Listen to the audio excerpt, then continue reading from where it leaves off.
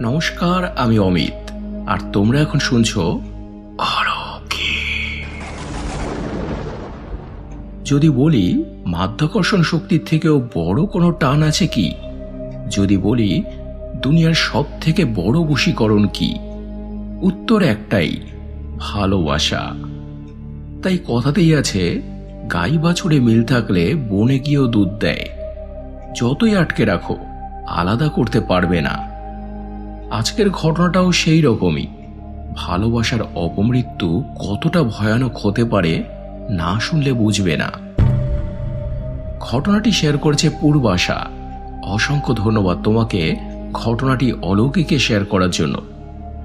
সঙ্গে আরো ধন্যবাদ জানাই জ্যোৎস্না ভট্টাচার্যকে এত সুন্দর সুন্দর থাম্বনেল দিয়ে অলৌকিককে সাহায্য করার জন্য। আর বন্ধুরা, এমন ঘটনা যদি তোমাদের কাছেও থেকে থাকে চটপট পাঠিয়ে দাও। আর যদি লাইক, শেয়ার ও সাবস্ক্রাইব না করা থাকে তাও চটপট করে দাও, যাতে কোনো এপিসোড তোমাদের মিস না হয়ে যায়। এবারে তাহলে আসি আজকের ঘটনায়। মানা না মানা নিজের কাছে, লোকের মাঝে লুকিয়ে আছে অলৌকিক।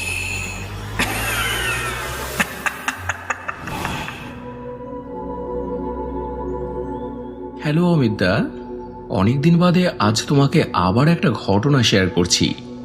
আমি তোমার বোন পূর্বাশা। বহু বছর আগের ঘটনা, আমার মায়ের নিজের চোখে দেখা। আজকালকার দিনে ছেলে মেয়ের পছন্দই তো শেষ কথা, বাড়ির লোক তো উপলক্ষ মাত্র। কিন্তু আজ থেকে 30-40 বছর আগে বিষয়টা ছিল ঠিক তার উল্টো। বাবা মা পরিবারের লোকেরা যেটা ভালো বুঝতো, ছেলে মেয়েকে সেটাই মানতে হতো। পরিবারের পছন্দে বিয়ে হতো। তাই বলে যে প্রেম, ভালোবাসা, নিজস্ব পছন্দ কিছু ছিল না তা কিন্তু নয়। ছিল, কিন্তু সেটা ওই বিয়ের আগে পর্যন্তই। ফলে পরিবারের চাপে পড়ে কত ভালোবাসার অপমৃত্যু হতো। এইরকমই একটা ঘটনা। তখন আমার মা ক্লাস 10-এ পড়ে। অনুষ্কা বলে একটি জুনিয়র মেয়ের সঙ্গে মা খুব গল্প করত। মেয়েটার একটা বয়ফ্রেন্ড ছিল, নাম রণজিৎ। রণজিৎকে সবাই রণ বলে ডাকত, আর অনুষ্কাকে অনু। অনুদের ফ্যামিলি ছিল খুবই শিক্ষিত, পয়সাওয়ালা। অন্যদিকে রণের ফ্যামিলিতে শুধু ওর মা, বাবা নেই। সম্ভবত উনি কাজ করে সংসার চালাতেন। খুবই গরিব ফ্যামিলি। অনু অত বড় লোকের মেয়ে হয়েও রণের প্রেমে পাগল হওয়ার একটা কারণ ছিল। মায়ের মুখে শুনেছি রণ ছিল নাকি একেবারে রাজপুত্রের মতো দেখতে। টিকালো নাক, টানা টানা চোখ, কোকড়ানো চুল, আর তেমনই স্বাস্থ্যবান চেহারা। মানুষ যতই বলুক যে রূপ দেখে প্রেম হয় না, কিন্তু রূপের একটা গুরুত্ব যে আছে এটাও অস্বীকার করা যায় না। তো যাই হোক, সব ঠিকঠাকই চলছিল। তারপর একদিন বিনা মেঘে বজ্রপাত হলো। একদিন রনকে বলেছিল গঙ্গার ঘাটে দেখা করতে। অনু খুবই বুদ্ধিমতী মেয়ে ছিল, বাড়ির লোকেদের নজর বাঁচিয়েই চলতো। বাড়ি থেকে কিছু একটা বাহানা করে সময় মতো অনু বের হলো। অনুর কাকা অনুকে সন্দেহ করতেন, তাই সেদিন তিনি অনুর পিছু নিলেন। সেদিন গঙ্গার ঘাটে হাতে নাতে ধরা পড়ে যায় ওরা। রনকে তো তারপর প্রচন্ড মারধর করা হলো, রীতিমতো শাসানো হলো ওকে। অনুকেও বাড়িতে নজরবন্দি করে রাখা হলো। কিন্তু ওই যে বললাম, ভালোবাসার টান বড় টান, কোনোভাবেই তাদের আটকে রাখা যায় না। তারপর রন আর অনু একদিন পালিয়ে গেল। কোথায় গেছে কেউ জানে না। থানা পুলিশ করা হলো, খোঁজ খবর নেওয়া হলো, কিন্তু কোথাও ওদের কোনো হদিশ পাওয়া গেল না। অনুর বাবা কাকা রনের বাড়িতে গিয়ে ওর মাকে থ্রেট দিয়ে এলো, আজ সন্ধ্যের মধ্যে যদি আমার মেয়ে বাড়িতে না ফেরে, কাল তোমার ছেলের লাশ তোমার বাড়িতে ফিরবে, মনে রেখো কথাটা। রনের মা তো খুব ভয় পেয়ে যান, খুব কান্নাকাটি করেন। সেই খবর পেয়ে অনুকে ফিরিয়ে দিল রন। বলল, আপাতত তুমি চলে যাও, যা হবে পরে দেখা যাবে। অনু তারপর বাড়িতে ফিরল। রনও বাড়ি এলো। বাড়ির বাইরে অনুর পা রাখা নিষেধ, কিন্তু তাও রাত বিরেতে লুকিয়ে চুরিয়ে অনু রনের সঙ্গে দেখা করতে যেত। অল্প বয়সের প্রেম, অপরিণত বুদ্ধি, কেউ কাউকে ছাড়া থাকতে পারে না। তাই ঠিক করলো যে এভাবে হবে না, ওরা কিছুতেই আমাদের ভালোবাসা মেনে নেবে না। তাই আমরা যদি এমন কিছু করি যাতে যাতে বাড়ির লোকেরা বাধ্য হয় আমাদের মেনে নিতে, কারণ তারা এমনিতে তো মানবে না, বাধ্য করতে হবে। তাই দুজনে এরপর শারীরিক সম্বন্ধ করতে লাগলো। একসময় মিশন সাকসেসফুল।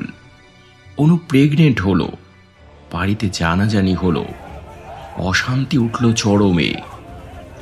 ওরা যেটা ভেবেছিল যে জামাই আদর করে রনকে মেনে নেবে, সেরকম কিছু হলো না। তখন রন আর অনু ঠিক করলো যে যা হয় হোক, এবার ওরা দূরে কোথাও পালিয়ে যাবে, সবার নাগালের বাইরে। সেই মতো অনু আর রন একদিন বেরিয়ে গেল। দমদম স্টেশনে দেখা করলো যে ট্রেন এলেই উঠে পড়বে, কিন্তু সেটা হলো না। তার আগেই ঘটে গেল একটা মারাত্মক ঘটনা। অনুর কাকা কি করে ওদের প্ল্যান জানতে পেরে গিয়েছিলেন। অনুর দাদা কাকা লোকজন নিয়ে তারপর স্টেশনে এলেন, ওদেরকে ধরে ফেললেন। তারপর তো বিশাল ঝামেলা। রনকে প্রচন্ড মারধর করা হলো। রন তাও মাথা ঠান্ডা করেছিল, বারবার শুধু বলছিল, দোষ আমি করেছি, আমাকে যত মারার মারো, কিন্তু কিন্তু অনুকে কিছু করো না, আমাদের আমাদের বাচ্চাটাকে মেরো না, ওর তো কোনো দোষ নেই, ও তো কোনো দোষ করেনি, ওকে মেরো না। কিন্তু অনুর দাদা তখন রাগের মাথায় অনুর পেটে একটা লাথি মারে। অনু তো তখন ব্যথায় কাতরাতে কাতরাতে বসে পড়ে, ব্লিডিং হতে লাগে। রন ছিল খুবই শান্ত স্বভাবের, সহজে মাথা গরম করতো না। কিন্তু অনুর ওই অবস্থা দেখে আর ওর পেটের বাচ্চাটার কথা ভেবে তখন ওরও মাথায় রক্ত উঠে গেল। রনও তখন পাল্টা হাত চালালো। শুরু হলো প্রচন্ড মারপিট। উল্টো দিক থেকে তখন ট্রেন আসছিল, যে ট্রেনে ওদের যাওয়ার কথা ছিল। অনুর দাদা তখন রনকে একটা ধাক্কা দেয়। রন তখন ছিটকে গিয়ে পড়ে লাইনের উপরে, আর সঙ্গে সঙ্গে ট্রেনটা রনের বুকের ওপর দিয়ে চলে যায়। রনের দেহটা একেবারে ছিন্ন বিচ্ছিন্ন হয়ে যায়। ওই দেখে অনুও জ্ঞান হারায়। তারপর থানা, পুলিশ, মামলা মকদ্দমা অনেক কিছুই হলো। আগেই বলেছি, অনুদের ফ্যামিলি ছিল খুবই পয়সাওয়ালা। নামি দামি উকিল লাগালো, টাকার পর টাকা ঢাললো, কেস ঘুরিয়ে দিল অন্যদিকে। অন্যদিকে রনের মা পড়ে গিয়েছিল একা, আর্থিক পরিস্থিতিও ভালো নয়। তাই আসামিদের জামিন পেতে খুব একটা সময় লাগেনি, শুধু মাঝখান থেকে একটা ভালোবাসার অপমৃত্যু হলো। তবে ঘটনাটা যদি এখানে শেষ হতো তাহলে অসম্পূর্ণ থেকে যেত, তা কিন্তু হয়নি। রন মরেও কিন্তু মরেনি। এলাকায় কানাঘুষো শোনা যেত, রাত বিরেতে রনের অশরীরী নাকি ঘুরে বেড়ায় এদিক সেদিক। পরিচিত কাউকে দেখলে মুখের দিকে তাকিয়ে হাসতো পর্যন্ত। মরার সময় যে শার্ট প্যান্টটা ওর পরা ছিল, ওটাই পরা থাকতো। সারা গায়ে চাক চাক রক্তের দাগ। যারা দেখতো তারা সবাই তো ভয় পেয়ে যেত। অনেকে আবার গাল গল্প মনে করত। রনের খুব ভালো একজন বন্ধু ছিল, নাম সাহেব। দুর্গাপুজোর অষ্টমী দিন ও দেখেছিল রনকে। রনদের বাড়িটা ছিল অন্ধকার। স্বাভাবিক ব্যাপার, যে মা তার একমাত্র সন্তানকে হারিয়েছে তার কি পুজো আর্চা বলে কিছু থাকে? তো ওদের বাড়ির সামনেই অন্ধকারের মধ্যে বসেছিল রন। বন্ধু সাহেবকে দেখে রন তখন হাসছিল, কথাও বলল, ভয় পাচ্ছিস নাকি? আয় বস এখানে। সাহেব তো তখন ভয়ে দেয় দৌড়। তারপর 5-6 দিন বেচারা বিছানা ছেড়ে উঠতে পারেনি জ্বরে। একে ওকে রন দেখা দিত ঠিকই, কিন্তু কারোর কোনো ক্ষতি করতো না। তবে যখন দেখলো যে মানুষ ওকে এখন ভয় পায়, তারপর থেকে ও আর কাউকে দেখা দিত না। দেখা দিত শুধু একজনকেই, অনুকে। অনুর বাবা অনুকে ততদিনে অন্যত্র এক জায়গায় বিয়ে দিয়েছিলেন। অঢেল টাকা পয়সা ছিল, টাকার জোরে সব দোষ তো চাপা পড়ে যায়। উনি ভেবেছিলেন যে অনুর বিয়ে হয়ে গেলে সব ভুলে যাবে অনু, আবার সব ঠিক হয়ে যাবে। তা কিন্তু হয়নি। যেখানে সেখানে যখন তখন রনকে দেখতে পেত অনু। হয়তো কোনো কাজ করছে, সামনে দেখতো যে রন দাঁড়িয়ে আছে, হাত থেকে তখন ওর জিনিসপত্র খসে পড়তো। আবার হয়তো রাতের বেলায় ওর বড় সঙ্গে শারীরিক সম্বন্ধ করতে চাইছে, অনু তখন দেখতো রন সেখানে দাঁড়িয়ে আছে। ফলে বর বা পরিবারের লোকজনদের প্রতি বা সংসার ধর্মের প্রতি অনু কোনো মনই দিতে পারত না। বাড়ির অন্য কেউ কিন্তু রনকে দেখতে পেত না, শুধু অনুই দেখতে পেত ওকে। ফলে অনুকে একসময় সবাই পাগলি ভাবতে শুরু করে। তারপর শ্বশুর বাড়ি থেকে ওকে আবার বাপের বাড়িতে ফেরত দিয়ে যায়। আপনার মেয়ে একটা পাগলি, ওর সঙ্গে সংসার করা যায় না, রাখুন আপনার মেয়েকে। কিন্তু এখানে এসেও হলো তাই। একা একা কার সঙ্গে অনু কথা বলে, নিজের মনেই কখনো হাসে, কখনো আবার কাঁদে। অনুর বাড়ির লোকেরাও তখন ভাবতো অনু মানসিক ভারসাম্য হারিয়েছে। আসলে রনের তো এখন আর কোনো বিধি নিষেধ নেই। যখন ইচ্ছা অনুর কাছে আসতো, যেত, বসে গল্প করত। তারপরে শুরু হলো প্রতিশোধ পর্ব। যারা যারা এই ঘটনার সঙ্গে যুক্ত ছিলেন তারা কেউই আর বেশি দিন পৃথিবীর আলো দেখেননি। এক একজন করে করে একে একে সবাই মরল। অনুর মাথা খারাপ হতে পারে, কিন্তু অনুর দাদা তো ভালোই ছিল। কিন্তু হঠাৎ একদিন ওর দাদার লাশ পাওয়া গেল ওর নিজেরই ঘর থেকে। নিজের হাতে শিরা কেটে নিজেই আত্মহত্যা করেছে। কারণ অবশ্য কিছুই জানা গেল না, যে সে নিজে মরেছে নাকি রন তাকে সম্মোহিত করেছে। আমি যা বলবো তাই করবি তুই, নে চালা ছুরি। তারপর একদিন আবার অনুর বাবা, তিনিও একদিন স্ট্রোক করে মারা গেলেন। দিব্যি ভালো মানুষ, বাড়িতে ফিরলেন, তারপর আর নেই। আবার একদিন ওর কাকা, যে কাকার জন্যই অনু আর রনের এই মর্মান্তিক পরিণতি হলো, সেই কাকা আর কাকিমা একদিন কোথাও গাড়ি করে যাচ্ছিলেন। হঠাৎ সেই গাড়িটা অ্যাক্সিডেন্ট করলো। সেই দুর্ঘটনায় কাকা কাকিমা দুজনেই শেষ।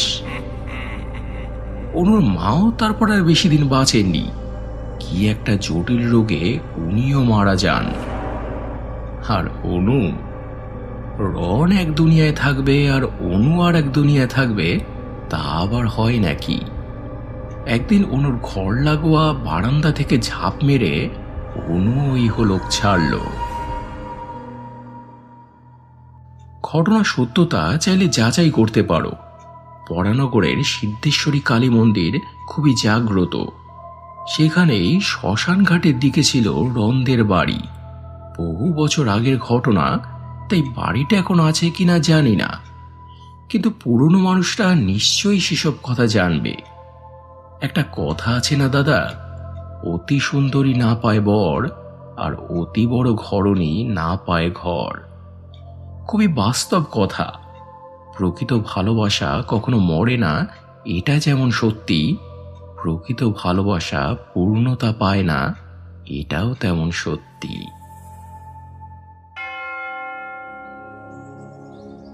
তো এই ছিল বন্ধুরা আজকের ঘটনা। খুবই প্যাথেটিক একটা ঘটনা। অনেকগুলো মৃত্যু, ভালোবাসার অপমৃত্যু। তো কেমন লাগলো তোমাদের আজকের ঘটনাটি কমেন্টে জানিও। যদি ভালো লেগে থাকে তাহলে ফেসবুক, ইনস্টাগ্রাম ও পরিচিত মানুষদের সঙ্গে প্লিজ শেয়ার করে নিও। আর এমন ঘটনা বা অভিজ্ঞতা যদি তোমাদের কাছেও থেকে থাকে তোমরা এখানে শেয়ার করতে পারো। ভিডিও ডেসক্রিপশনে দেওয়া বা থাম্বনেলে দেওয়া নাম্বারে আমাকে হোয়াটসঅ্যাপ করে দাও। লিখেই যে পাঠাতে হবে বা সাজিয়ে গুছিয়ে যে বলতে হবে তার কোনো মানে নেই। সাজিয়ে গুছিয়ে নেবার দায়িত্ব আমার, মানুষের ভালো লাগার মতো করে পরিবেশন করার দায়িত্ব আমার। তাই নির্ভয় এবং নিঃসংকোচে তোমরা এখানে তোমাদের ঘটনা শেয়ার করতে পারো। এবারে গত এপিসোডের কমেন্ট পড়ার পালা, যেখানে নূপুর ঘোষ লিখেছে আমার আশীর্বাদ তোমাকে। পূজা চক্রবর্তী লিখেছে হ্যাপি বার্থডে অমিতদা, তোমার পাশে আছি, তোমার সাথে আছি। জয় পপ স্টুডিও ইউএসএ উনি লিখেছেন যদি পারো এরকম রহস্যময় নাগমণির ঘটনা আবারও দিও। আমি যদি ঘটনা দিতে পারতাম তাহলে দিতাম, কিন্তু আমি পারছি না। সুদেশা সিনহা রয় উনি লিখেছেন তোমার শুভ জন্মদিনের শুভেচ্ছা জানাই অমিত, 27 মে। ভালো থেকো। আজকের ঘটনাটা নতুনত্ব হলেও দুঃখজনক ছিল। পপজয় স্টুডিও ইউএসএ আবারও লিখেছে চোখের সামনে ঘটনাটা যেন ভেসে উঠল। কাকলি পাত্র লিখেছে happy birthday to you and your অলৌকিক channel, God bless you. Mithu Patra লিখেছে ঘটনা মন ছুঁয়ে গেল। সুলেখা পণ্ডিত লিখেছে শুভ জন্মদিন দাদা অ্যান্ড অলৌকিক, খুব ভালো থেকো। অলৌকিক পরিবার যেন অনেক বড় হয়, পরিবারের সাথে খুব ভালো থেকো। ঠাকুর যেন তোমার মনে সব ইচ্ছা পূরণ করে। তুমি সুস্থ থেকো, ভালো থেকো। বিশ্বজিৎ ভট্টাচার্য লিখেছে happy birthday to you my dear Amit ভাই। অমিত এজটিমা লিখেছে হ্যাপি বার্থডে, ভালো থেকো, সুস্থ থেকো। তোমার বলা ঘটনা আমি মিস করি না। আমি এখন বেড়াতে এসেছি, মন্দারমণি। গীতাদি লিখেছে জানো ভাই একটা কথা বলছি, তোমার এপিসোড তো ভালো লাগেই, আরও ভালো লাগে এত সুন্দর সুন্দর করে কমেন্ট পড়ার জন্য আর সবাইকে এত সুন্দরভাবে সম্মান দেওয়ার জন্য। সুদেশনা রয় লিখেছে হ্যালো অমিতদা, হ্যাপি বার্থডে, খুব ভালো থেকো দাদা।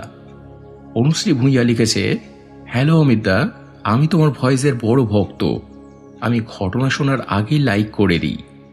এছাড়াও আরও কমেন্ট করেছ অক্ষয় অধিকারী, শ্রেয়সী সামন্ত, অভিজিৎ, বিনয়, সুরদীপ কুণ্ডু, তন্ময় মণ্ডল, সুব্রত সিনহা, অভি স্টুডিও, সুচন্দ্র সাহা বিশ্বাস, সুমন ঘোষ, এমডি মঞ্জু ভূঁইয়া, অজন্ত হরে, অপূর্ব রয়, মৌসুমী মুখার্জি সহ অসংখ্য অসংখ্য প্রিয় বন্ধুরা, তোমরা সবাই খুব সুন্দর সুন্দর কমেন্ট করেছ। ইচ্ছে করছিল তোমাদের সবার কমেন্টই পড়ে শোনাতে, কিন্তু তাতে তো এপিসোড অনেক বড় হয়ে যেত, তাই বাকিদের শুধু নামগুলোই বললাম। অন্তর থেকে ধন্যবাদ তোমাদের সবাইকে। তাহলে আজকের জন্য এই পর্যন্তই বন্ধুরা, আবার দেখা হবে আগামী মঙ্গলবার আরও একটা জমজমাট অলৌকিক এপিসোড নিয়ে। সবাই খুব ভালো থেকো এবং ভালোবাসা নিও। ধন্যবাদ।